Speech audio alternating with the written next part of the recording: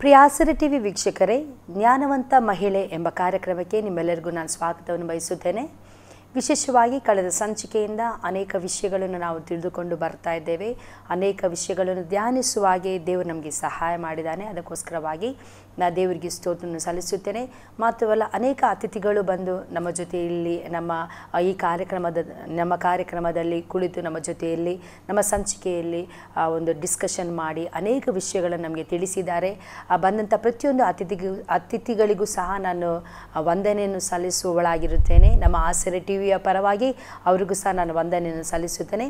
ಇವತ್ತು ನಮ್ಮ ಮಧ್ಯದಲ್ಲಿ ಮುಖ್ಯವಾಗಿ ಒಂದು ಅತಿಥಿ ಬಂದಿರುತ್ತಾರೆ, ಬೀನಾ ಅಬ್ರಾಮ್ ಅಂತೇಳಿ. ಅವರಿಗೆ ನನ್ನ ಕರ್ತನಾದಂಥ ಯೇಸು ಕ್ರಿಸ್ತನ ನಾಮದಲ್ಲಿ ಹಾಗೂ ಆಸರೆ ಟಿವಿಯ ಪರವಾಗಿ ನಾನು ಸ್ವಾಗತವನ್ನು ಬಯಸುತ್ತೇನೆ. ಸಿಸ್ಟರ್, ನಿಮಗೆ ತುಂಬ ಹೃದಯದ ಸ್ವಾಗತ. ಯಾಕೆಂತ ಹೇಳಿದರೆ ಅನೇಕ ವಿಷಯಗಳನ್ನು ನಾವು ಕಳೆದ ಸಂಚಿಕೆಯಿಂದ ನಾವು ಧ್ಯಾನಿಸಿಕೊಂಡು ಬರ್ತಾ ಇದ್ದೇವೆ. ಇದು ಜ್ಞಾನೋಕ್ತಿ 9ನೇ ಅಧ್ಯಾಯದ 1ನೇ ವಚನದಲ್ಲಿ ನಾವು ನೋಡ್ತೇವೆ, ಜ್ಞಾನವೆಂಬಾಕೆಯು 7 ಕಂಬಗಳನ್ನು ಕಡಿದು ತನ್ನ ಮನೆಯನ್ನು ಕಟ್ಟಿಕೊಂಡಿದ್ದಾಳೆ. ಕಡಿಯುವಂಥದ್ದು ಮಾತ್ರವಲ್ಲ, ಕಟ್ಟುವಂಥದ್ದು. ಒಂದು ಕುಟುಂಬವನ್ನು ಕಟ್ಟಬೇಕಾದ್ರೆ ಸ್ತ್ರೀಯರ ಪಾತ್ರ, ಅವಳು ಸ್ತ್ರೀ ಆದವಳು ಏನೆಲ್ಲ ಮಾಡಬೇಕು, ಯಾವ ರೀತಿಯಲ್ಲಿ ಇರಬೇಕು, ಯಾವ ರೀತಿಯಲ್ಲಿ ಇದ್ದರೆ ಅವಳು ಆಶೀರ್ವಾದವಾಗಿರ್ತಾಳೆ ಅಂಥೇಳಿ ನಾವು ಧ್ಯಾನಿಸಿಕೊಂಡು ಬಂದಿರ್ತೇವೆ. ಅವಳು ಪ್ರಾರ್ಥನೆ ಮಾಡುವವಳಾಗಿರಬೇಕು, ನಂಬಿಗಸ್ತಳಾಗಿರಬೇಕು, ಉಪವಾಸ ಪ್ರಾರ್ಥನೆ ಮಾಡುವವಳಾಗಿರಬೇಕು, ದೃಢವಾದಂಥ ತೀರ್ಮಾನವನ್ನು ತೆಗೆದುಕೊಂಡಿರುವವಳಾಗಿರಬೇಕು, ಸುವಾರ್ತೆಯನ್ನು ಸಾರುವವಳಾಗಿರಬೇಕು. ಮಾತ್ರವಲ್ಲ, ನಾವು ಕಳೆದ ಸಂಚಿಕೆಯಲ್ಲಿ ನಾವು ಧ್ಯಾನಿಸಿದೆವು ಅಂತೇಳಿ ದೇವರ ವಾಕ್ಯವನ್ನು ಧ್ಯಾನಿಸುವವಳಾಗಿರಬೇಕು. ಹೀಗೆ 6 ವಿಷಯಗಳನ್ನು ಮಾತ್ರವಲ್ಲ, ಅನೇಕ ವಿಷಯಗಳನ್ನು ನಾವು ತಿಳ್ಕೊಂಡಿದ್ದೇವೆ. ಈ ಎಲ್ಲ ವಿಷಯಗಳು ನಮ್ಮ ಜೀವಿತದಲ್ಲಿ ಅನೇಕ ಒಳ್ಳೆಯ ಕಾರ್ಯಗಳನ್ನು, ನಮ್ಮ ಜೀವಿತದಲ್ಲಿ ಪರಿವರ್ತನೆಗಳನ್ನು ಕೊಟ್ಟಿದೆ. ಅದಕ್ಕೋಸ್ಕರವಾಗಿ ನಾನು ಮೊದಲನೇದಾಗಿ ದೇವರಿಗೆ ಸ್ತೋತ್ರ ಸಲ್ಲಿಸ್ತೇನೆ. ಎರಡನೇದಾಗಿ ನಿಮಗೆ ನಾನು ವಂದನೆಯನ್ನು ಸಲ್ಲಿಸುವಳಾಗಿರುತ್ತೇನೆ. ಸಿಸ್ಟರ್, ನಾನು ಇವತ್ತು ನೀವು ಒಂದು ಒಳ್ಳೆಯ ಒಂದು ಉಡುಗೊರೆಯನ್ನು ತಂದಿರಬಹುದು. ನಾನು ವೀಕ್ಷಿಸುವಂಥ ಎಲ್ಲರಿಗೂ ಸಹ ಈ ಉಡುಗೊರೆಯನ್ನು ಕೊಡಬೇಕು, ಅವರು ಒಂದು ಆಶೀರ್ವಾದವಾಗಿರಬೇಕು ಅಂತೇಳಿ. ಯಾವ ಉಡುಗೊರೆಯನ್ನು ನೀವು ತಂದಿದ್ದೀರಾ ಅಂತೇಳಿ ನನಗೆ ಸಹ ಒಂದು ಕುತೂಹಲ ಆಗಿದೆ. ಏನಿರ್ಬೋದು ಇವತ್ತಿನ ಸಂಚಿಕೆಯಲ್ಲಿ ಇವರು ಏನು ಡಿಸ್ಕಷನ್ ಮಾಡ್ಬೋದು ಅಂತೇಳಿ. ಒಂದು ಜ್ಞಾನವಂತ ಮಹಿಳೆ, ಜ್ಞಾನವಂತ ಒಂದು ಕುಟುಂಬ ಅಂದರೆ ಒಂದು ಒಳ್ಳೆಯ ಸಂತೋಷವಾದಂಥ ಒಂದು ಕುಟುಂಬ ಜೀವನ ಸರಿಯಾಗಿ ಹೋಗಬೇಕಾದ್ರೆ ಆ ಒಂದು ಮಹಿಳೆಗೆ ಬೇಕಾದಂಥ ಕೆಲವೊಂದು ಗುಣಗಳನ್ನು ಸಹ ನೀವು ಹೇಳ್ಕೊಂಡು ಬಂದಿದ್ರಿ. ಅದಕ್ಕೋಸ್ಕರವಾಗಿ ನಿಮಗೆ ವಂದನೆ. ಪುನಃ ಇನ್ನೊಂದು ಸಾರಿ ನಾನು ವಂದನೆ ಹೇಳಲಿಕ್ಕೆ ಇಷ್ಟಪಡ್ತೇನೆ. ಇವತ್ತು ನೀವು ಏನನ್ನು ಹೇಳಲಿಕ್ಕೆ ಇಷ್ಟಪಟ್ಟಿದ್ದೀರಾ, ಏನು ಹೇಳಬೇಕು ಅಂತೇಳಿ ಬಯಸಿದ್ದೀರಾ ಸಿಸ್ಟರ್? 9ನೇ ಅಧ್ಯಾಯ ಜ್ಞಾನೋಕ್ತಿ 1ನೇ ವಾಕ್ಯದಲ್ಲಿ ನಾವು ನೋಡಿದ ಪ್ರಕಾರ 7 ಕಂಬಗಳು, 6 ಕಂಬಗಳ ಬಗ್ಗೆ ನೋಡಿದ್ದೇವೆ. ಕೊನೆಯದಾಗಿ 7ನೇದಾಗಿ ನಾವು ನೋಡುವಾಗ ಕರ್ತನಿಗೆ ಕೊಡುವಂಥದ್ದು ಒಂದು ಕಂಬ. ಒಬ್ಬ ಜ್ಞಾನವಂತ ಮಹಿಳೆಯ ಜೀವಿತದಲ್ಲಿ ಕರ್ತನಿಗೆ ಕೊಡುವಂಥದ್ದು ಇರಬೇಕು. ಅದರ ಬಗ್ಗೆ ಹೇಳುವುದಾದರೆ ಬಹಳ ವಿಷಯಗಳಿದೆ. ತನ್ನನ್ನೇ ಕೊಡಬೇಕು, ತನ್ನ ಸಮಯವನ್ನು ಕೊಡಬೇಕು, ತನ್ನ ಕುಟುಂಬವನ್ನು ಕೊಡಬೇಕು, ಕರ್ತನಿಗೋಸ್ಕರ ಮಕ್ಕಳನ್ನು ಕೊಡಬೇಕು, ಸೇವೆಗೆ ಸಹಾಯ, ಕರ್ತನು ಕೊಟ್ಟಂಥದ್ರಲ್ಲಿ ಸೇವೆಗೋಸ್ಕರ ಕೊಡಬೇಕು. ಅದು ಬಹಳ ಪ್ರಾಧಾನ್ಯವುಳ್ಳಂಥದ್ದು. ನಾವು ನಮ್ಮನ್ನೇ ದೇವರಿಗೆ ಕೊಡಬೇಕು, ಆಮೇಲೆ ನಮಗಿರುವಂಥದ್ದನ್ನು ದೇವರಿಗೆ ಕೊಡಬೇಕು, ನಮ್ಮ ಕುಟುಂಬವನ್ನು ಕೊಡಬೇಕು. ಇದೆಲ್ಲ ಬಹಳ ಪ್ರಾಧಾನ್ಯತೆ ಇರುವಂಥ ಒಂದು ವಿಷಯ ದೇವರ ವಾಕ್ಯದಲ್ಲಿ. ಅಂದರೆ ನೀವು ಹೇಳುವಂಥದ್ದು ಏನಂತ ಹೇಳಿದರೆ, ಕರ್ತನಿಗೆ ಕೊಡುವಂಥದ್ದು ಮೊದಲನೇದಾಗಿ ನಮ್ಮನ್ನೇ ಕೊಡುವಂಥವರಾಗಿರಬೇಕು ಅಲ್ಲ. ನಮಗಿರುವಂಥ ಸಮಯವನ್ನು ನಾವು ದೇವರಿಗೆ ಕೊಡುವವರಾಗಿರಬೇಕು, ನಮ್ಮ ಮಕ್ಕಳನ್ನು ನಾವು ಕೊಡುವವರಾಗಿರಬೇಕು. ಹೌದು ಅಲ್ಲ. ಡಿ.ಎಲ್. ಮೂಡಿ ಅವರ ಬಗ್ಗೆ ಒಂದು ಶ್ರೇಷ್ಠವಾದ ಒಂದು ಪ್ರಸ್ತಾಪನೆ ಅಥವಾ ಒಂದು ಸಾಕ್ಷಿ ಉಂಟಲ್ಲ, ಸಂದೇಶ ಮತ್ತು ಸಾಕ್ಷಿ ಅವರದ್ದು. ಅವರು ಚರ್ಚಿಗೆ ಹೋದ ಸಮಯದಲ್ಲಿ ಕಾಣಿಕೆ ಪಾತ್ರೆ ಮುಂದೆ ಬರುವಾಗ ಅವರಿಗೆ ಕಾಣಿಕೆ ಕೊಡಲಿಕ್ಕೆ ಹಣವಿಲ್ಲ. ಆಗ ಅವ್ರೇನು ಮಾಡಿದರು, ಆ ಕಾಣಿಕೆ ಪಾತ್ರೆಯನ್ನು ಕೆಳಗಿಡ್ಲಿಕ್ಕೆ ಹೇಳಿದರು ತಂದವರ ಹತ್ರ. ಅವ್ರು ತಿಳ್ಕೊಂಡ್ರೇನೋ ದೊಡ್ಡದಾಗಿ ಕೊಡ್ತಾರೆ ಅಂತ. ಇವ್ರೇನು ಮಾಡಿದ್ರು, ಅದರ ಮೇಲೆ ಹತ್ತಿ ನಿಂತುಕೊಂಡು, ದೇವರೇ ನನ್ನ ಹತ್ರ ಕೊಡಲಿಕ್ಕೇನಿಲ್ಲ, ನಾನು ನನ್ನನ್ನೇ ನಿನಗೆ ಕೊಡ್ತಾ ಇದ್ದೇನೆ. ನೋಡಿ, ಎಷ್ಟು ಅವರು ಲೋಕವನ್ನೇ ಅಲ್ಲಾಡಿಸಿದಂಥ ಒಂದು ಒಳ್ಳೆಯ ಸೇವಕರಾಗಿ ದೇವರವರನ್ನು ಮಾರ್ಪಡಿಸಿದರು. ಇವತ್ತು ಅನೇಕ ತಂದೆ ತಾಯಂದಿರಿಗೆ ಮಕ್ಕಳನ್ನು ಸೇವೆ ಕೊಡಲಿಕ್ಕೆ ಕಷ್ಟ, ಭಾರ ತುಂಬ. ಅಯ್ಯೋ, ನನ್ನ ಮಕ್ಕಳು ಕಷ್ಟ ಅನುಭವಿಸ್ಬೇಕಲ್ಲ ಅಂತ. ಅಂದರೆ ಇವತ್ತಿನ ತಂದೆ ತಾಯಿಗಳು ಕೊಡ್ತಾರೆ, ಕೊಡೋದಿಲ್ಲ ಅಂತ ನಾನು ಹೇಳುವುದಿಲ್ಲ. ಆದರೆ ಯಾವುದು ವೀಕ್ ಆಗಿರ್ತದೆ ಉಪಯೋಗಕ್ಕೆ ಅಂದರೆ ಅವರ ಕುಟುಂಬಕ್ಕೆ ಯಾವುದು ಉಪಯೋಗ ಆಗೋದಿಲ್ಲ ನೋಡಿ. ಕೊಳ್ತೋಗಿರುವಂಥದ್ದು, ಸ್ವಲ್ಪ ಹುಳ ಬಂದಿರುವಂಥದ್ದು, ಹಂಕು ಡೊಂಕಾಗಿರುವಂಥದ್ದು ಇದನ್ನೆಲ್ಲ ನಾವು ಹಾಕಿ ಪದಾರ್ಥ ಮಾಡೋದಿಲ್ಲ, ಮಾಡ್ತೇವಾ? ಇಲ್ಲ. ಯಾಕೆ ಮಾಡೋದಿಲ್ಲ ಹೇಳಿ? ನಮ್ಮ ಆರೋಗ್ಯ ಕೆಟ್ಟೋಗ್ತದೆ ಅಂತ ಹೇಳಿ. ಅದೇ ಪ್ರಕಾರವಾಗಿ ನಾವು ದೇವರಿಗೆ ಕೊಡಬೇಕಾದ್ರೆ ಉತ್ತಮವಾದದ್ದು ಕೊಡಬೇಕು. ದೇವರ ವಾಕ್ಯದಲ್ಲಿ ನಾವು ಯಾಜಕ ಕಾಂಡವನ್ನು ನಾವು ಧ್ಯಾನಿಸ್ಕೊಂಡು ಬರ್ಬೇಕಾದ್ರೆ ಕುರುಡಿಲ್ಲದ್ದು, ಕುಂಟಿಲ್ಲದೆ ಇರುವಂತದ್ದು, ಯಾವ ದೋಷವೂ ಇಲ್ಲದೆ ಇರುವಂತದ್ದು ನಾವು ದೇವರಿಗೆ ಕೊಡಬೇಕು ಅಂತೇಳಿ ದೇವರ ವಾಕ್ಯ ಸ್ಪಷ್ಟವಾಗಿ ನಮ್ಗೆ ತಿಳಿಸ್ತದೆ. ಆದ್ರೆ ಇವತ್ತಿನ ದಿನಗಳಲ್ಲಿ ಏನಾಗ್ಬಿಟ್ಟಿದೆ ಅಂತ ಹೇಳಿದ್ರೆ, ಎಲ್ಲರೂ ಓದ್ತಾರೆ, ನನ್ನ ಮಗ ಸಹ ಒಳ್ಳೆ ರೀತಿಯಲ್ಲಿ ಓದ್ಬೇಕು, ನನ್ನ ಮಗ ಕೈ ತುಂಬಾ ಸಹ, ಹೌದು ತಪ್ಪಂತ ನಾನು ಹೇಳಲ್ಲ, ಆಸೆ ಪಡುವಂಥದ್ದು ತಪ್ಪಲ್ಲ. ಈ ಅತಿಯಾಸೆ ಪಡ್ತಾರೆ ನೋಡಿ, ಅತಿಯಾಸೆ ಗತಿ ಕೇಡು, ಗಾದೆ ಮಾತೆ ಒಂದಿದೆ. ಅತಿಯಾಸೆ ಪಟ್ಟು ಇಲ್ಲ ನೀನು ಮಾಡಬೇಕು, ನೀನು ಹೀಗಿರಬೇಕು, ನಾನು ಆಗಿರಬೇಕು ಅಂತೇಳಿ ಒತ್ತಾಯಪೂರ್ವಕವಾಗಿ ಮಾಡ್ತಾರೆ. ಅವರು ದುಡಿಯೋದು ಇಲ್ಲ, ದೇವರಿಗೂ ಸಹ ಬರೋದಿಲ್ಲ, ಅದು ಯಾವುದಕ್ಕೂ ಪ್ರಯೋಜನ ಇಲ್ಲದವರಾಗಿ ಹೋಗಿಬಿಡ್ತಾರೆ. ಅದಕ್ಕೋಸ್ಕರ ಅದಕ್ಕಿಂತಲೂ ಉತ್ತಮವಾಗಿರುವಂಥದ್ದು ದೇವರಿಗೆ ಕೊಡಬೇಕಾದ್ರೆ ಉತ್ತಮವಾದದನ್ನೇ ಕೊಡಬೇಕು. ನಾವು ಯಾವಾಗ ದೇವರಿಗೆ ಉತ್ತಮವಾದದನ್ನು ಕೊಡ್ತೇವೋ ಅತಿ ಶ್ರೇಷ್ಠವಾದದನ್ನು ದೇವರು ನಮಗೆ ಕೊಡ್ತಾರೆ. ಹೌದಲ್ಲ ಸಿಸ್ಟರ್? ಹೌದು. ಅಬ್ರಹಾಮನ ಜೀವಿತದಲ್ಲಿ ನೋಡಿ, ಅಬ್ರಹಾಮನಿಗೆ ಮಕ್ಕಳಿಲ್ಲದೆ ಅವನೆಷ್ಟು ವರ್ಷ ಕಾದ, 25 ವರ್ಷಗಳ ತನಕ ಕಾಯ್ದು ದೇವರು ಮಾಡಿದ ವಾಗ್ದಾನಕ್ಕೋಸ್ಕರ ಕಾಯ್ದುಕೊಂಡಿದ್ದ. ಆನಂತರ ದೇವರು ವಾಗ್ದಾನ ಮಾಡಿದ ಪ್ರಕಾರವಾಗಿ ಮಗನನ್ನು ಕೊಟ್ಟ ನಂತರವಾಗಿ ಸ್ವಲ್ಪ ಬೆಳೆದ ಮೇಲೆ ಸ್ವಾಮಿ ದೇವರ ಅಬ್ರಹಾಮನಿಗೆ ಹೇಳ್ತಾ ಇದ್ದಾರೆ, ನೀನು ನಿನ್ನ ಒಬ್ಬನೇ ಮಗನನ್ನು ಏನು ಮಾಡಬೇಕು, ನನಗೋಸ್ಕರ ಕೊಡಬೇಕು, ನನಗೆ ಬಲಿ ಕೊಡಬೇಕು, ಇಂಥ ಬೆಟ್ಟಕ್ಕೆ ನೀನು ಹೋಗಿ ಅಲ್ಲೇ ನನಗೋಸ್ಕರ ಕೊಡು ಅಂತ ಹೇಳಿ. ಅಬ್ರಹಾಮನಿಗೆ ಬೇಕಾದ್ರೆ ಹೇಳ್ಬೋದಿತ್ತು, ದೇವರೇ ಆಗುದಿಲ್ಲಪ್ಪ, ನಾನಾದ್ರೆ ಒಂದ್ ವೇಳೆ ಹೇಳ್ಬೋದೇನೋ ಹಾಗೆ. ಆದ್ರೆ ಅಬ್ರಹಾಮ್ ನೋಡಿ ಎಷ್ಟು ಒಳ್ಳೆಯ ಒಂದು ಮಾದರಿ ನಮಗೆ. ದೇವರೇ ನಾನು ಕೊಡುತ್ತೇನೆ, ನೀನು ಹೇಳಿದ ಮಾತಿಗೆ ನಾನು ವಿಧೇಯನಾಗ್ತೇನೆ ಅಂತ ಹೇಳಿ ಎಷ್ಟೊಂದು ತ್ಯಾಗ ಮನಸ್ಸು, ಎಷ್ಟೊಂದು ಗಟ್ಟಿ ಮನಸ್ಸು ಮಾಡಿಕೊಂಡು ಹೋಗಿರ್ಬೋದಲ್ಲ ಅವರು. ಅದನ್ನು ನಾವು ನಮ್ಮ ಮನಸ್ಸಿಗೆ ತಂದುಕೊಳ್ಳುವಾಗ ಎಷ್ಟು ನೋವಾಗ್ತದೆ ನಮಗೆ. ಆದರೆ ಅಬ್ರಹಾಮನು ಮಾಡಿದಂಥ ತ್ಯಾಗದ ನಿಮಿತ್ತವಾಗಿ ತನ್ನ ತಲೆಮಾರುಗಳೇ ಆಶೀರ್ವದಿಸಲ್ಪಟ್ಟರು. ಎಷ್ಟು ಶ್ರೇಷ್ಠವಾಗಿದೆ. ಒಂದು ಆ ಅಬ್ರಹಾಮನ ವಿಷಯದಲ್ಲಿ ನಾವು ನೋಡ್ಬೇಕಾದ್ರೆ, ನೀವೀಗ ಹೇಳಿದಿರಲ್ಲ, ಅವನು ದೇವರಿಗೆ ಅವನು ಈಸಾಕನನ್ನು ಕೊಟ್ಟಾಗ 25 ವರ್ಷ ಅವನು ಕಾಯ್ತಾ ಇದ್ದ.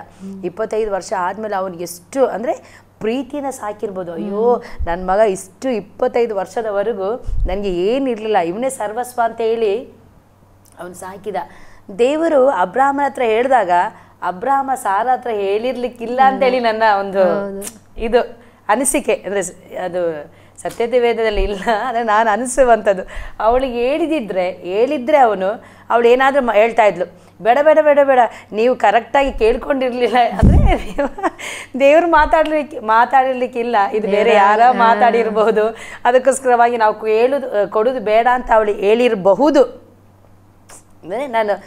ಅದಕ್ಕೆ ಒಂದು ಚಾನ್ಸ್ ಉಂಟು, ಯಾಕಂದ್ರೆ ಎಲ್ಲ ತಾಯಿಂದ್ರಿಗೂ ಇರುವಂತ ಒಂದು ಮನೋಭಾವನೆ ಅಲ್ಲ, ಸಾರ ನನ್ ಮಗ ಹಾಗೆ ಇಲ್ಲ, ಬೇಡ ಕೊಡುದು ಬೇಡ ಅಲ್ಲ. ಹೌದು, ಹಾಗೆ ದೇವರಿಗೋಸ್ಕರ ಕೊಡುವಂಥದ್ದು ಬಹಳ ಪ್ರಾಧಾನ್ಯ ಅಬ್ರಹಾಮನ ಜೀವಿತದಲ್ಲಿ ನಾವು ನೋಡಿದ ಪ್ರಕಾರವಾಗಿ. ಈಗ ನೀವು ಒಂದು ಉದಾಹರಣೆ ಹೇಳಿದ್ರಿ, D.L. ಮೂಡಿ ಅವರು. ನಾನು ಹೀಗೆ ಒಂದು ಪುಸ್ತಕ ಓದಬೇಕಾದ್ರೆ ಅದರಲ್ಲಿ ಇದೇ ಪ್ರಕಾರವಾಗಿ ಅವರು ಸೇವಕರು ಎಲ್ಲಿ ಅಂತೇಳಿ ನನಗೆ ಕರೆಕ್ಟ್ ನೆನಪು ಬರ್ತಾ ಇಲ್ಲ, ಅವರು ಕಾಣಿಕೆಯ ವಿಷಯದಲ್ಲಿ, ಅಂದರೆ ನಮಗೆ ಯಾವುದು ಅಮೂಲ್ಯವಾಗಿದೆ, ಯಾವುದು ನಮಗೆ ಉತ್ತಮವಾಗಿದೆ, ನಾವು ಅದನ್ನು ದೇವರಿಗೆ ಕೊಡಬೇಕು ಅಂತೇಳಿ ಹೇಳಿದಾಗ ಎಲ್ಲರೂ ಅಲ್ಲಿ ಇದ್ದವರು ಎಲ್ಲರೂ ಸಹ ಕೊಡ್ತಾಯಿದ್ರು. ಅಂದರೆ ಅವರು ತಂದದನ್ನು ಅವರು ಕೊಡ್ತಾಯಿದ್ರು. ಅಲ್ಲಿ ಒಂದು ಹುಡುಗಿ ಕುತ್ಕೊಂಡಿದ್ಲು, ನೀವು ಕೇಳಿದಿರೋ ಏನೋ ನನಗೆ ಗೊತ್ತಿಲ್ಲ.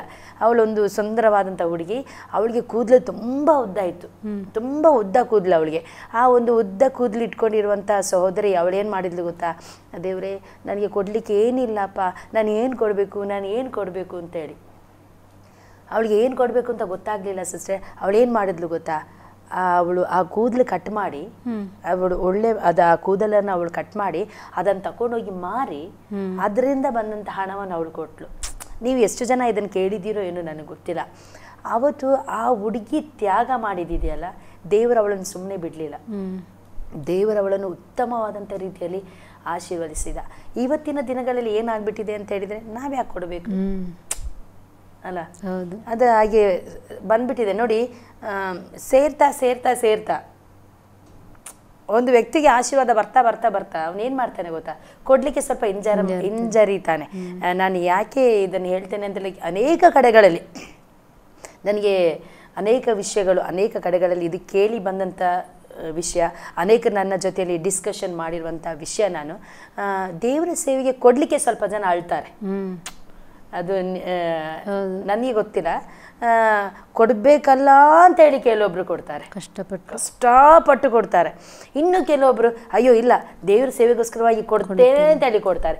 ಇನ್ನು ಕೆಲವೊಬ್ರು ಅಯ್ಯೋ ಕೊಡಲಿಲ್ಲ ಅಂದರೆ ಅಕ್ಕಪಕ್ಕದವ್ರು ಏನು ನೆನೆಸ್ಕೊಳ್ತಾರೋ ಅದಕ್ಕೋಸ್ಕರವಾಗಿ ಕೆಲವೊಬ್ಬರು ಕಷ್ಟಪಟ್ಟು ಕೊಡುವವರು ಇದ್ದಾರೆ. ಈ ಸತ್ಯವೇದದಲ್ಲಿ ಉದಾಹರಣೆಗೋಸ್ಕರವಾಗಿ ನಾವು ನೋಡ್ತೇವೆ, ಅಂದರೆ ಆದಿಕಾಂಡದಿಂದ ಹಿಡಿದು ಪ್ರಕಟಣೆವರೆಗೂ ನಾವು ಓದ್ಕೊಂಡು ಬಂದರೆ ಅನೇಕ ಕೊಡುವವರ ಪಟ್ಟಿಯೇ ಇದೆ. ಹೌದು, ಅವರ ಜೀವಿತವನ್ನು ಕೊಟ್ಟಿದ್ದಾರೆ. ಅನೇಕರು ಅನೇಕ ವಿಷಯಗಳಲ್ಲಿ ಅನೇಕರು ಅದನ್ನು ಕೊಟ್ಟಿದ್ದಾರೆ ಅಲ್ಲ. ಅವರ ಆಸ್ತಿಯನ್ನು ಕೊಟ್ಟಿದ್ದಾರೆ, ಅವರು ಇರುವಂಥ ಆಸ್ತಿ ಪಾಸ್ತಿಗಳನ್ನೆಲ್ಲ ಕೊಟ್ಟಿದ್ದಾರೆ. ಎಲ್ಲವನ್ನು ಮಾಡಿ ಕರ್ತನ ಸೇವೆಗೋಸ್ಕರವಾಗಿ ಕೊಟ್ಟಿರುವುದನ್ನು ನಾವು ನೋಡಿದ್ದೇವೆ ಅಲ್ಲ ಸಿಸ್ಟರ್. ಹೀಗೆ ಕೊಟ್ಟವರು ಯಾರು ಸಹ ದರಿದ್ರರಾಗಿ ಇಲ್ಲ.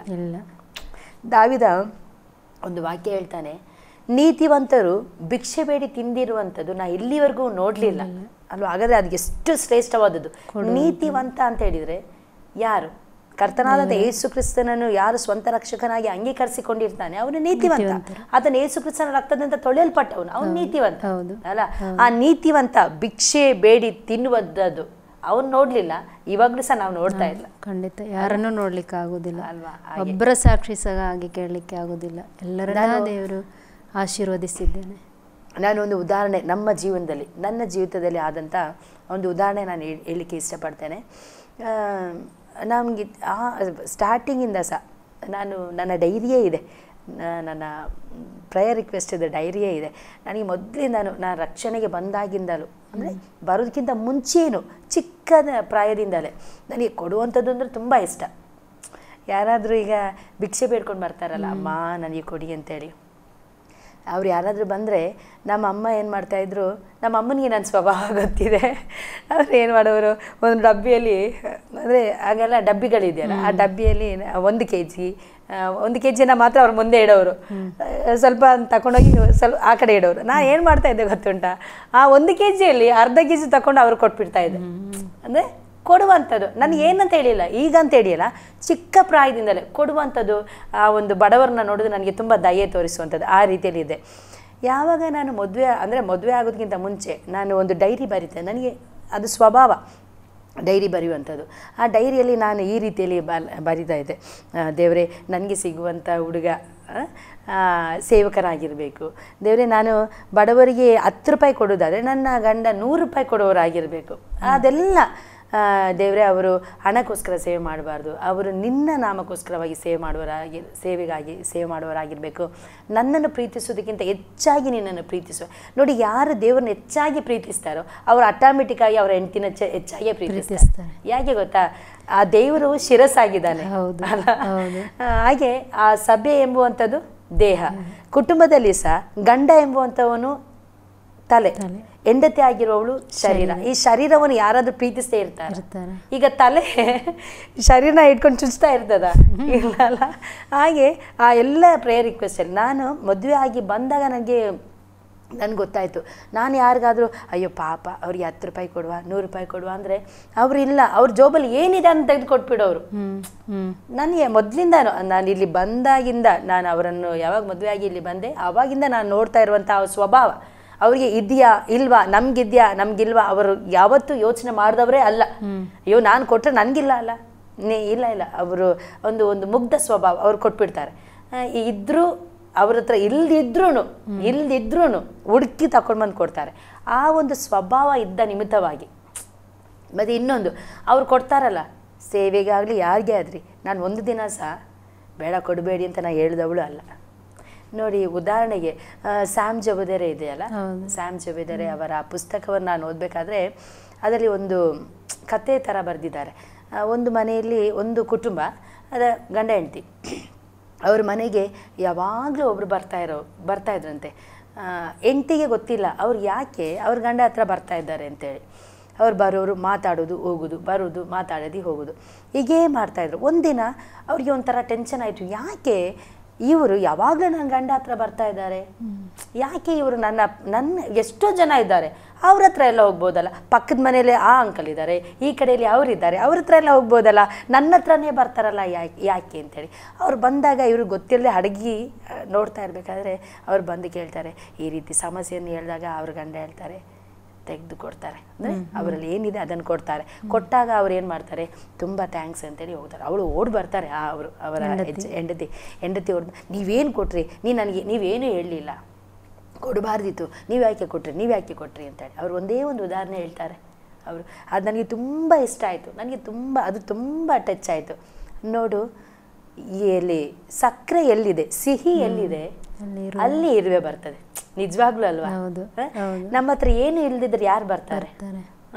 ಹಾಗೆ ನಮ್ಮ ಹತ್ರ ಸಿಹಿ ಇದೆ, ನಮ್ಮ ಹತ್ರ ಕೊಡುವಂಥದ್ದು ಇದೆ, ಕೊಡುವ. ನಾವೆಷ್ಟು ಕೊಡ್ತೇವೆ ಅಷ್ಟು ದೇವ್ರು ನಮಗೆ. ಅದು ನಾನು ಓದ್ಬೇಕಾದ್ರೆ ನಾನು ತುಂಬ ಹತ್ತೆ, ದೇವರೇ ಎಷ್ಟು ಒಳ್ಳೆ ಉದಾಹರಣೆ ಅಲ್ವಾ. ಇವತ್ತಿನ ದಿನಗಳಲ್ಲಿ ಸೇವೆಗೆ ಕೊಡೋದು ಅಂದರೆ ಸಾಕು, ಅಳ್ತಾರೆ. ನಾವ್ಯಾಕೆ ಕೊಡಬೇಕು?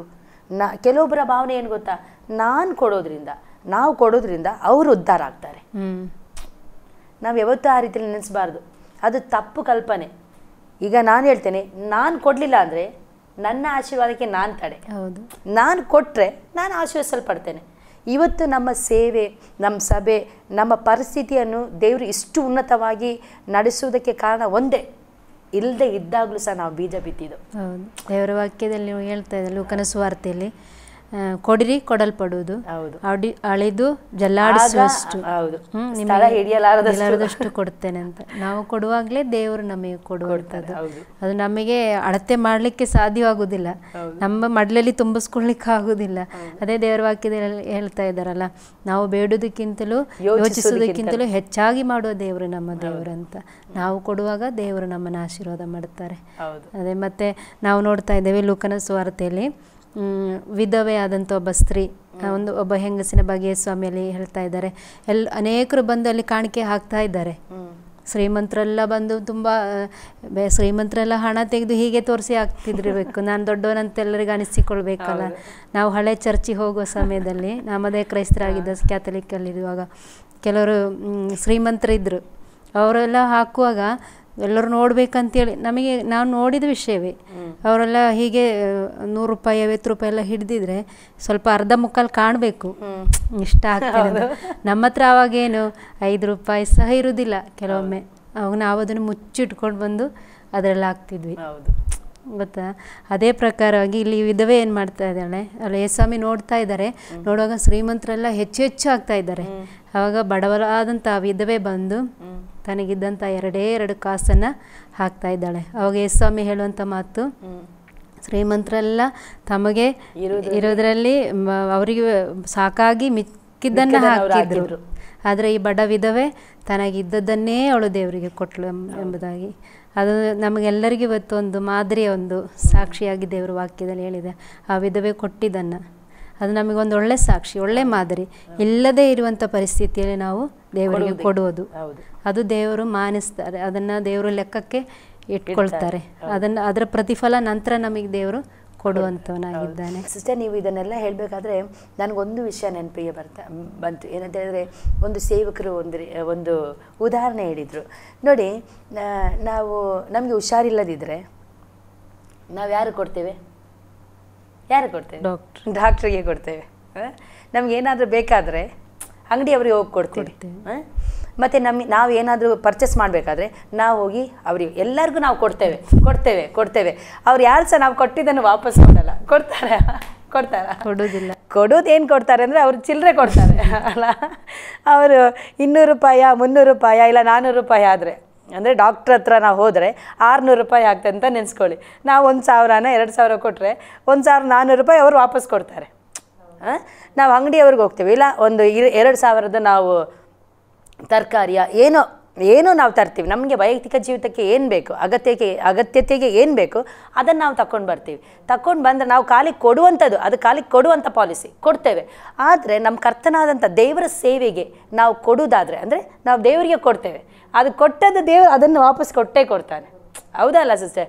ನಾವು ಯಾವಾಗ ನಾವು ದೇವರಿಗೆ ಅಂತ ಹೇಳಿ ಕೊಡ್ತೇವೆ, ಆ ದೇವ್ರು ಯಾವತ್ತೂ ಸಹ ಸಾಲಗಾರ ಅಲ್ಲ. ಯಾಕೆ ಮಲಾಖ್ಯದಲ್ಲಿ ನಾವು ನೋಡ್ತೇವೆ, ನೀನು ಕೊಡು, ದೇವರು ಎಲ್ಲಿ ಸಹ ಹೇಳಿಲ್ಲ ನೀನು ನನ್ನನ್ನು ಪರೀಕ್ಷಿಸು ಅಂತೇಳಿ. ಎಲ್ಲಿ ಆದರೂ ಹೇಳಿದಾರ? ನೀನು ಇವತ್ತು ಸಹ ನೀವು ನೆನೆಸ್ಬೋದು, ನಮ್ಮನ್ನು ವೀಕ್ಷಿಸುತ್ತಿರುವಂಥ ಪ್ರಿಯರೇ, ನಿಮ್ಮಲ್ಲಿ ನಾನು ಹೇಳುವುದೇನೆಂದರೆ, ಇವತ್ತಿಗೂ ಸಹ ನೀವು ಯೋಚನೆ ಮಾಡ್ತಾ ಇರ್ಬೋದು, ನನಗೆ ಕೊಡಲಿಕ್ಕೆ ಏನೂ ಇಲ್ಲ, ನಾನು ಹೇಗೆ ಕೊಡುವಂಥದ್ದು, ನಾನು ಯಾವ ರೀತಿಯಲ್ಲಿ ಕೊಡುವಂಥದ್ದು, ಅಯ್ಯೋ ನನಗೆ ಕೊಡಲಿಕ್ಕೆ ಏನು ಉತ್ತಮವಾಗಿದೆ ಅಂತೇಳಿ. ನೀವು ಯಾವತ್ತೂ ಸಹ ನೀವು ಆ ರೀತಿಯಲ್ಲಿ ಯೋಚನೆ ಮಾಡಬೇಡಿ. ನಿಮ್ಮ ಹತ್ರ ಏನು ಉತ್ತಮವಾಗಿದೆ ಅದನ್ನು ದೇವರಿಗೆ ಕೊಡಿ. ಮೊದಲದಾಗಿ ನಿಮ್ಮ ಜೀವಿತವನ್ನು ದೇವರಿಗೆ ಕೊಡಿ, ನಿಮ್ಮ ಕುಟುಂಬವನ್ನು ದೇವರಿಗೆ ಕೊಡಿ, ನಿಮ್ಮ ಮಕ್ಕಳನ್ನು ದೇವರಿಗೆ ಕೊಡಿ, ನಿಮ್ಮ ಗಂಡನನ್ನು ದೇವರಿಗೆ ಕೊಡಿ. ದೇವರ ಸೇವೆಗೆ ನೀವು ಕೊಡಿ. ದೇವರ ಸೇವೆಗೆ ನಾವು ಕೊಡುವುದಾದರೆ ದೇವರು ಎಂದಿಗೂ ಸಹ ನಮ್ಮ ಜೀವಿತದಲ್ಲಿ ಸಾಲಗಾರನೇ ಅಲ್ಲ ಅಲ್ಲ. ನಾವು ಯಾವತ್ತೂ ಸಹ ಕೊಡುವುದಕ್ಕೆ ನಾವು ಹಿಂಜಗಿಬಾರ್ದು, ಅಂದರೆ ಹಿಂಜಾರಬಾರ್ದು. ನಾವು ಕೊಡುವವರಾಗಿರಬೇಕು. ನಾವು ಯಾವಾಗ ಕೊಡ್ತೇವೆ, ಪರಲೋಕದ ಒಂದು ಸಿಸ್ಟಮ್, ಅಂದರೆ ಪರಲೋಕ ರಾಜ್ಯದ ಒಂದು ಸಿಸ್ಟಮ್ ಹೇಗೆ ಅಂತ ಹೇಳಿದರೆ, ನಾವೇನು ಬಿತ್ತೇವೆ, ನಾವೇನು ಕೊಡ್ತೇವೆ ಅದನ್ನು ನಾವು ತಗೊಳ್ತೇವೆ. ನಾನು ಅರ್ಧೋಗಿರುವಂಥದ್ದು ₹1 ಕೊಟ್ಟರೆ ಅಲ್ಲ, ನಾನು ಉದಾಹರಣೆಗೆ ಹೇಳ್ತೇನೆ, ಅರ್ಧೋಗಿರುವಂಥದ್ದು ನಾವು ದೇವರಿಗೆ ಕೊಟ್ಟರೆ ಅರ್ಧೋದದೇ ನಮ್ಮ ಜೀವಿತದಲ್ಲಿ ಸಿಗ್ತದೆ. ನಾವು ಒಳ್ಳೆ ರೀತಿಯಾಗಿರುವಂಥದ್ದನ್ನು ದೇವರಿಗೆ ಕೊಟ್ಟರೆ ಒಳ್ಳೆಯದನ್ನೇ, ಉತ್ತಮವಾದದ್ದೇ ನಾವೆಲ್ಲರೂ ನೋಡುವಾಗೆ ದೇವರು ನಮಗೆ ಮಾನಿಸ್ತಾನೆ ಅಲ್ಲ. ಹಾಗಾದರೆ ನಾವು ಒಳ್ಳೆಯದನ್ನು ಕೊಡಬೇಕು. ಇನ್ನು ಕೆಲವೊಬ್ರು ಇರ್ತಾರೆ ಏನಂತ ಹೇಳಿದರೆ, ಯಾರು ಕೊಡಬೇಕಾದ್ರೆ ಪ್ರೋತ್ಸಾಹ ಮಾಡೋರು ಸ್ವಲ್ಪ ಕಡಿಮೆ ಅಲ್ಲ. ಪ್ರೋತ್ಸಾಹ ಮಾಡಿ, ನೀವು ಯಾಕೆ ಕೊಡ್ತೀರಾ, ಅವ್ರಿಗೆ ಇಷ್ಟೊಂದು ಇದೆಯಲ್ಲ ನೀವು ಯಾಕೆ ಕೊಡ್ತೀರಾ, ಅದು ತಪ್ಪು. ನೀವು ಕೊಟ್ಟರು ನೀವು ಕೊಡಲಿಲ್ಲ ಅಂದ್ರೆ ದೇವರ ಸೇವೆನೇ. ದೇವ್ರು ಹೇಗಾದರೂ ನಡೆಸ್ತಾನೆ. ನಾವು ದೇವ್ರಿಗೆ ಹೌದು ಹೌದು ಮಾನಿಸ್ತಾನೆ. ಹೌದು, ನಾವು ಯಾವಾಗ ದೇವರಿಗೆ ಕೊಡ್ತೇವೆ ಅಂತೇಳಿ ನಾವು ಯೋಚನೆ ಮಾಡಿ ನಾವು ಮನಪೂರ್ವಕವಾಗಿ ನಾವು ಕೊಡ್ತೇವೆ, ದೇವರು ನಮ್ಮನ್ನು ಆಶೀರ್ವದಿಸ್ತಾರೆ. ಇಲ್ಲ ನಾನು ಸೇವಕರಿಗೆ ಕೊಡ್ತಾ ಇದ್ದೇವೆ, ಅವ್ರು ಯಾಕೆ ಹೊಟ್ಟೆ ತುಂಬಿಸ್ಕೊಳ್ಬೇಕು ಅಂತೇಳಿ ನಾವು ಹೇಳ್ತೇವೆ, ಆಗ ದೇವರು ನಮ್ಮನ್ನು ಖಂಡಿತವಾಗಿ ಆಶೀರ್ವಾದ ಮಾಡುವುದೇ ಇಲ್ಲ ಅಲ್ಲ. ಈಗ ₹10 ಬಂದಾಗ, ನಮಗೆ ₹100 ಬಂದಾಗ ನಾವು ದೇವರಿಗೆ ₹10 ಕೊಡುವುದಾದ್ರೆ, ನಮಗೆ 10 ಲಕ್ಷ ಬಂದಾಗ ನಾವು 1 ಲಕ್ಷ ಕೊಡಲೇಬೇಕು. ಹೌದು, ಅದು ದೇವರ ಪಾಲಿಸಿ. ಇದು ನಾವು ಹೇಳುವಂಥದ್ದಲ್ಲ, ಇದು ದೇವರ ವಾಕ್ಯದಲ್ಲಿ ಇರುವಂಥದ್ದು. ಎಲ್ಲ ವಿಷಯದಲ್ಲಿ ನಾವು ಒಳ್ಳೆಯದನ್ನು ನಾವು ದೇವರಿಗೆ ಕೊಡುವುದಾದ್ರೆ ದೇವರು ಅತ್ಯುತ್ತಮವಾದದನ್ನು ಕೊಡ್ತಾರೆ. ಹೌದು, ನಾವು ಸೊಂಟಾದದ್ದು, ಬೇಡವಾದದ್ದು, ಅರ್ಕಲ್ ಅದೆಲ್ಲ ಕೊಟ್ಟರೆ ದೇವ್ರ ವಾಕ್ಯದಲ್ಲಿ ನಾವು ನೋಡ್ತೇವೆ ನೋಡಿ, ನೀನು ಅಳೆಯುವಂಥ ಅಳತೆಯಿಂದಲೇ ದೇವರು ಅಳಿತಾರೆ. ನಾವು ಯಾವ ರೀತಿ ಅಳಿತೇವೆ ಅದೇ ಪ್ರಕಾರವಾಗಿ ನಮಗೆ ಸಹ ಅಳಿತಾರೆ. ನಾವು ಮೋಸವಾಗಿ ನಾವು ಕೊಟ್ರೆ ಮೋಸವಾಗಿ ನಾವು ಪಡ್ಕೊಳ್ತೇವೆ ಅಲ್ವಾ. ಮತ್ತೆ ಲೋಕನ ಸುವಾರ್ತೆ 6ನೇ ಅಧ್ಯಾಯದಲ್ಲಿ ದೇವರ ವಾಕ್ಯದಲ್ಲಿ ಹೇಳ್ತಾ ಇದ್ದಾರೆ, ಯೇಸು ಸ್ವಾಮಿ ಹಿಂಬಾಲಿಸಿದಂತ ಅನೇಕ ಸ್ತ್ರೀಯರಿದ್ದರು, ಮಗ್ದಲದ ಮರಿಯಳು, ಮತ್ತೆ ಇನ್ನು ಅಲ್ಲಿ ಕೆಲವರೆಲ್ಲ ಒಳ್ಳೆಯ ಒಂದು ಪೋಸ್ಟಲ್ಲಿ ಇದ್ದಂಥವರ ಹೆಂಡತಿಯರು ಎಲ್ಲರೂ ಇದ್ರಲ್ಲಿ. ಅವರೆಲ್ಲರೂ ಅಲ್ಲಿ ಲೋಕನ ಸುವಾರ್ತೆ 6ನೇ ಅಧ್ಯಾಯದಲ್ಲಿ ಹೇಳ್ತಾ ಇದ್ದಾರೆ, ಅವರಿಗಿದ್ದಂಥ ಆಸ್ತಿಯನ್ನು ಕೊಟ್ಟು ಯೇಸು ಸ್ವಾಮಿಯನ್ನ ಸೇವೆ ಮಾಡಿದ್ರು ಅಂತ, ಯೇಸು ಸ್ವಾಮಿಗೆ ಸೇವೆ ಮಾಡಿದ್ರು ಅಂತ. ಹಾಗೆ ಒಂದು ಕೊಡುವ ಮನೋಭಾವ ನಮ್ಮಲ್ಲಿರಬೇಕು. ಆದರೆ ಮಾತ್ರ ದೇವರು ನಮ್ಮನ್ನು ಆಶೀರ್ವದಿಸುವಂಥದ್ದು. ಜ್ಞಾನವಂತೆ ಆದಂಥ ಒಬ್ಬ ಸ್ತ್ರೀ ತನ್ನ 7 ಕಂಬಗಳಲ್ಲಿ ಕೊನೆಯದಾಗಿ ನಾವು ನೋಡುವಾಗ ಅದು ಕೊಡುವಂಥದ್ದು, ಕರ್ತನಿಗೋಸ್ಕರ ಕೊಡುವಂಥದ್ದು, ಅದು ಬಹಳ ಪ್ರಾಮುಖ್ಯವಾಗಿರುತ್ತೆ. ಅಂದರೆ ಅನೇಕ ವಿಷಯಗಳನ್ನು ನಾವು ಧ್ಯಾನಿಸಿಕೊಂಡು ಬಂದಿದ್ದೇವೆ, ಅನೇಕ ವಿಷಯವನ್ನು ನಾವು ಕಲ್ತಿದ್ದೇವೆ. ನೀವು ಅನೇಕರು ಈ ರೀತಿಯಲ್ಲಿ ಯೋಚನೆ ಮಾಡ್ಬೋದು, ದೇವರೇ ನನಗೆ ಕೊಡಬೇಕು ಅಂತ ಆಸೆ ಇದೆ, ಅದನ್ನು ನಾನು ಏನು ಮಾಡಬೇಕು ಅಂತೇಳಿ. ನಾನು ನಿಮಗೆ ಒಂದು ಚಿಕ್ಕ ಉದಾಹರಣೆ ನಾನು ಹೇಳಲಿಕ್ಕೆ ಇಷ್ಟಪಡ್ತೇನೆ. ಒಂದು ಸಾರಿ ನಮ್ಮ ಸಭೆ, ಅಂದರೆ ನನ್ನ ಸಭೆಯಲ್ಲಿ, ಅಂದರೆ ನಮ್ಮ ಸಭೆಯಲ್ಲಿ ಒಂದು ಅನೌನ್ಸ್ಮೆಂಟ್ ಮಾಡಿದರು. ಈ ರೀತಿಯಲ್ಲಿ ಒಂದು ಅಗತ್ಯತೆ ಇದೆ, ಅರ್ಜೆಂಟಾಗಿ ಒಂದು ಎಮರ್ಜೆನ್ಸಿ ಇದೆ, ಯಾರಾದರೂ ಅಂದರೆ ದೇವರಾತ್ಮ ಯಾರಿಗೆ ಪ್ರೇರೇಪಣೆ ಮಾಡ್ತಾರೆ ಅವರು ಕೊಡ್ಬೋದು, ಯಾರಿಗೆ ಸಹ ಒತ್ತಾಯ ಇಲ್ಲ ಅಂತೇಳಿ. ನಾನು ಆವಾಗಲೇ ಮೊಣಕಾಲು ಹಾಕಿ ನಾನು ಅಳ್ತಾ ಇದ್ದೆ, ದೇವರೇ ನನಗೆ ಕೊಡಬೇಕು ಅಂತೇಳಿ ತುಂಬ ಇಷ್ಟ ಇದೆ ಸ್ವಾಮಿ, ನನಗೆ ಏನಾದರೂ ಮಾಡಿ ನೀನು ನನಗೆ ಕೊಡು ಸ್ವಾಮಿ, ನನಗೆ ಕೊಡು ಸ್ವಾಮಿ, ನನಗೆ ಕೊಡು, ನಿನ್ನ ಸೇವೆಗೆ ನಾನು ಕೊಡಬೇಕು ಅಂದೆ. ನನಗೆ ಅದು ಆಶ್ಚರ್ಯ, ಇವತ್ತಿಗೂ ಸಹ ನಾನು ಅದನ್ನು ಹೇಳ್ಬೇಕಾದ್ರೆ ನನ್ನ ಕೂದಲು ಅಂದರೆ ಇದೆಲ್ಲ ನನಗೆ ನಿಂತ್ಕೊಳ್ತಾರೆ. ನಿಜವಾಗ್ಲೂ ದೇವರಿಗೆ ಚಿಕ್ಕ ವಿಷಯ ಅದಾಗಿರ್ಬೋದು, ಅಂದರೆ ನೋಡುವವರಿಗೆ ಕೇಳುವವರಿಗೆ ಇದು ಚಿಕ್ಕದಾಗಿರ್ಬೋದು, ಆದರೆ ಇದು ನನಗೆ ಚಿಕ್ಕದಲ್ಲ. ನನಗೆ ತುಂಬ ನಾನು ಅಲ್ಲೇ ಮೊಣಕಾಲಾಗಿ ದೇವ್ರ ಹತ್ರ ಕೇಳಿದೆ, ದೇವರೇ ನನಗೆ ಇನ್ನೂ ಸೇವೆಗೆ ಕೊಡಬೇಕಿದೆ, ನಾನು ಏನು ಮಾಡ್ಬೇಕು ನನಗೆ ಗೊತ್ತಿಲ್ಲ, ಆದರೆ ನಾನು ಯಾರ ಹತ್ರ ಸಹ ನಾನು ಹೋಗಿ ಕೇಳೋದಿಲ್ಲ, ನಾನು ಯಾರ ಹತ್ರ ಸಹ ಕೇಳೋದಿಲ್ಲ, ನಾನು ನಿನ್ನ ಹತ್ರ ಕೇಳ್ತೇನೆ ಅಂತೇಳಿ. ಆಶ್ಚರ್ಯ, ಇವತ್ತಿಗೂ ಸಹ ನನಗೆ ಆಶ್ಚರ್ಯ ಆಗ್ತದೆ. ನಾವು ಮಲ್ಲಿಗೆ ಹಾಕಿದ್ದೇವೆ, ನಮ್ಮ ಆಶ್ರಮದಲ್ಲಿ ನಾವು ಮಲ್ಲಿಗೆ ಹಾಕಿದ್ದೇವೆ. ಮಲ್ಲಿಗೆ ಅದು ತುಂಬ ಇಲ್ಲ, ಸ್ವಲ್ಪ ಇದೆ ನೋಡಿ. ಆ ವಾರದಲ್ಲಿ ಯಾರಿಗೂ ಹೂ ಇಲ್ಲ, ಯಾರಿಗೂ ಹೂ ಇಲ್ಲ, ನಮಗೆ ಮಾತ್ರ ಹೂ. ಆ ವಾರದಲ್ಲಿ ಎಲ್ಲ ಅಂದರೆ ತುಂಬ ರೇಟ್, 800ಕ್ಕಿಂತ ಜಾಸ್ತಿ 800ಕ್ಕಿಂತ ಜಾಸ್ತಿ ಆ ವಾರದಲ್ಲಿ ನಾನು ಎಷ್ಟು ದೇವ್ರ ಸೇವೆಗೆ ಕೊಡ್ತೇನೆ ಅಂತೇಳಿ ನಾನು ತೀರ್ಮಾನ ಮಾಡಿದೆ. ದೇವರೇ ನಾನು ಇಷ್ಟು ನಾನು ಅಂದರೆ ಉದಾಹರಣೆ ನಾನು ಹೇಳ್ತಾ ಇದ್ದೀನಿ, ದೇವರೇ ನಾನು 25,000 ನಾನು ಕೊಡಬೇಕು ಅಂತೇಳಿ. ನಿಜವಾಗ್ಲೂ ನನಗೆ ಇವಾಗ ಆಶ್ಚರ್ಯ ಆಗ್ತದೆ, 25,000ನೇ ನನಗೆ ಯಾವತ್ತು ಬಂದದ್ದು. ನಾನು ಎಷ್ಟು ದೇವ್ರ ಹತ್ರ ಕೇಳಿದೆ ಅಷ್ಟೇ ನನಗೆ ಬಂತು. ನಾನು ಹಾಗೇ ತಗೊಂಡೋಗಿ ನಾನು ಸೇವಕರಿಗೆ ಕೊಟ್ಟೆ. ನಾನು ಕೊಡಬೇಕು ಅಂತ ಹೇಳಿ ತೀರ್ಮಾನ ಮಾಡಿದೆ, ನಾನು ಇದನ್ನು ಕೊಡ್ತಾ ಇದ್ದೀನಿ. ನಾವು ಒಂದು ತೀರ್ಮಾನ ತಗೊಂಡ್ರೆ, ನಾನು ಕೊಡಬೇಕು ಅಂತೇಳಿ ನಾನು ಆಸೆ ಪಟ್ಟರೆ ನನ್ನ ದೇವರು ಯಾವತ್ತೂ ಸಹ ಆಶಾಭಂಗ ಪಡಿಸುವಂಥ ದೇವರೇ ಅಲ್ಲ. ಇವತ್ತಿನ ದಿನದಲ್ಲಿ ನಮ್ಮ ಸಂಚಿಕೆ, ನಮ್ಮ ಕಾರ್ಯಕ್ರಮವನ್ನು ನೋಡ್ತಿರುವಂಥ ಪ್ರಿಯರೇ, ನಿಮಗೆ ಕೊಡಬೇಕು ಅಂತ ಆಸೆ ಇದ್ದರೆ, ಇಲ್ಲ ನಾನು ದೇವರ ಸೇವೆಗೋಸ್ಕರವಾಗಿ ಕೊಡಬೇಕು, ನೀವು ಪ್ರಾರ್ಥನೆ ಎಂಬ ಸಪೋರ್ಟನ್ನು ಮಾಡ್ಬೋದು, ಇಲ್ಲ ಉಪವಾಸ ಎಂಬ ಸಪೋರ್ಟ್ ಮಾಡ್ಬೋದು. ನಿಮಗೆ ಇರುವುದಾದರೆ, ನಿಮಗೆ ಇದೇ ಆದರೆ ದೇವರ ಸೇವೆಗೆ ಕೊಡಿ. ಯಾವತ್ತೂ ಸಹ ದೇವರ ಸೇವೆಗೆ ಕೊಡುವಂಥದ್ದನ್ನು ಕೈಯನ್ನು ಹಿಂದಕ್ಕೆ ಮಾಡಬೇಡಿ. ನೀವು ದೇವರ ಸೇವೆಗೋಸ್ಕರವಾಗಿ ಕೈ ಹಿಂದೆ ಮಾಡಿದ್ರೆ ನಿಮ್ಮ ಕಷ್ಟದ ಪರಿಸ್ಥಿತಿಯಲ್ಲಿ ನನ್ನ ದೇವರು ಮೌನ ಆಗಿಬಿಡ್ತಾನೆ. ಯಾಕೆ ಗೊತ್ತುಂಟ, ನಾವು ಏನನ್ನು ಬಿತ್ತಲಿಲ್ಲ, ನಾವು ಏನು ಬಿತ್ತದೆ ನಾವು ಹೇಗೆ ಕೊಯ್ಲಿಕ್ಕೆ ಸಾಧ್ಯ? ಅದು ಹೌದಲ್ಲ ಸಿಸ್ಟರ್? ನಾವು ಬಿತ್ತಿದ್ರೆ ನಾವು ಕೊಯ್ತೇವೆ, ನಾವು ಬಿತ್ತಲೇ ಇಲ್ಲದಿದ್ದರೆ ದೇವರ ಸಭೆಗೆ ಬಂದು ದೇವರ ಹೊಲದಲ್ಲಿ ನಾವು ಏನನ್ನು ಬಿತ್ತಿದೆ ಇದ್ರೆ ನಾವು ಹೇಗೆ ತಗೊಳ್ಳಿಕ್ಕೆ ಸಾಧ್ಯ? ಆಗುದಿಲ್ಲ. ಹಾಗಾದರೆ ನೀವು ಇವತ್ತು ತೀರ್ಮಾನ ತಗೊಳ್ಳಿ. ನೀವು ಇಷ್ಟಪಟ್ಟಿರುವುದಾದರೆ, ಯಾರಾದರೂ ನಮ್ಮ ಕಾರ್ಯಕ್ರಮವನ್ನು ವೀಕ್ಷಿಸುತ್ತಾ ಇರುವವರು ಯಾರೇ ಆಗಿರಲಿ ಅವ್ರು ನಾನು ಕೇಳಿಕೊಳ್ಳುವುದೇನೆಂದರೆ, ನಿಮಗೆ ಯಾರಿಗಾದರೂ ನಾನು ಕೊಡಬೇಕು, ನನ್ನ ಜೀವಿತದಲ್ಲಿ ನಾನು ಇಂಥದ್ದನ್ನು ಕೊಡಬೇಕು ಅಂತೇಳಿ ನೀವು ತೀರ್ಮಾನವನ್ನು ತೆಗೆದುಕೊಂಡಿರುವುದಾದರೆ ನಾನು ನಿಮಗೋಸ್ಕರವಾಗಿ ನಾನು ಪ್ರಾರ್ಥಿಸ್ತೇನೆ. ಸಿಸ್ಟರ್, ಯಾರೆಲ್ಲ ವೀಕ್ಷಿಸ್ತಾ ಇರುವುದಾದರೆ, ಅವ್ರಿಗೆ ಯಾರಿಗಾದರೂ ಯಾವುದೇ ರೀತಿಯ ಒಂದು ಆಸೆ ಇರುವುದಾದರೆ ನಾವು ಅವರಿಗೋಸ್ಕರವಾಗಿ ಈ ಸಮಯದಲ್ಲಿ ಪ್ರಾರ್ಥಿಸುವ. ಪರಿಶುದ್ಧನಾದಂಥ ದೇವರೇ, ಯೇಸುವಿನ ನಾಮದಲ್ಲಿ ಪವಿತ್ರಾತ್ಮನ ಸಹಾಯದೊಂದಿಗೆ ನಿಮ್ಮ ಸನ್ನಿಧಾನದಲ್ಲಿ ಬರ್ತೇನೆ ಸ್ವಾಮಿ. ವಿಶೇಷವಾಗಿ ಈ ಕರ್ತನೆ ಕೊಡುವಂಥ ವಿಷಯದಲ್ಲಿ ನಾವು ಧ್ಯಾನಿಸಿಕೊಂಡು ಬರುತ್ತಾ ಇದ್ದೇವೆ ಸ್ವಾಮಿ. ಅಪ್ಪ, ಅವರು ಮೊದಲನಾಗಿ ಅವರ ಜೀವಿತವನ್ನು ಕೊಡಲಿ, ಅವರ ಹೃದಯವನ್ನು ಕೊಡಲಿ ಸ್ವಾಮಿ, ಅವರ ಕುಟುಂಬವನ್ನು ಅವರು ಕೊಡಲಿ ಸ್ವಾಮಿ, ಅವರ ಮಕ್ಕಳನ್ನು ಕೊಡಲಿ ಸ್ವಾಮಿ, ಅವರ ಸೇವೆಗೋಸ್ಕರವಾಗಿ ಅವರನ್ನೇ ಕೊಡಲಿ ಸ್ವಾಮಿ. ಹೌದು ಕರ್ತನೆ, ಯಾರಾದರೂ ಇಕ್ಕಟ್ಟಿನಲ್ಲಿ ಇರುವುದಾದರೆ, ಯಾರಾದರೂ ನೋವಿನಲ್ಲಿ ಇರುವುದಾದರೆ, ಕೊಡ್ಲಿಕ್ಕೆ ಆಸೆ ಇದ್ದವರು ಸ್ವಾಮಿ, ಕೊಡ್ಲಿಕ್ಕೆ ಆಗದ ಪರಿಸ್ಥಿತಿಯಲ್ಲಿ ಇರುವುದಾದರೆ ಅವರ ಎಲ್ಲ ಇಕ್ಕಟ್ಟುಗಳಿಂದ ಅವರಿಗೆ ನೀ ಬಿಡುಗಡೆ ಮಾಡಬೇಕಾಗಿ ನಾ ಬೇಡಿಕೊಳ್ತೇನೆ. ವಿಶೇಷವಾದಂಥ ರೀತಿಯಲ್ಲಿ ಅವರು ನಿನ್ನ ಆಶೀರ್ವದಿಸಬೇಕಾಗಿ ನಾ ಬೇಡಿಕೊಳ್ತೇನೆ. ಪ್ರಾರ್ಥನೆ ಕೇಳಿದಕ್ಕಾಗಿ ಸ್ತೋತ್ರ, ಯೇಸುವಿನ ನಾಮದಲ್ಲಿ ತಂದೆ, ಆಮೆನ್. ಪ್ರಿಯರೇ, ಇಲ್ಲಿಯವರೆಗೂ ನೀವು ನಮ್ಮ ಕಾರ್ಯಕ್ರಮಗಳನ್ನು ವೀಕ್ಷಿಸುತ್ತಾ ಬಂದಿದ್ದೀರಿ, ಅದಕ್ಕೋಸ್ಕರವಾಗಿ ನಿಮಗೆ ವಂದನೆ, ಧನ್ಯವಾದಗಳನ್ನು ಸಲ್ಲಿಸುತ್ತೇನೆ. ಮುಂದಿನ ಸಂಚಿಕೆಯಲ್ಲಿ ನಾ ಬರಲಿಕ್ಕಿದ್ದೇನೆ. ಅಲ್ಲಿಯವರೆಗೂ ನೀವು ನಮ್ಮ ಆಸರೆ ಟಿವಿಯನ್ನು ವೀಕ್ಷಿಸುತ್ತಾ ಇರಿ. ಧನ್ಯವಾದಗಳು.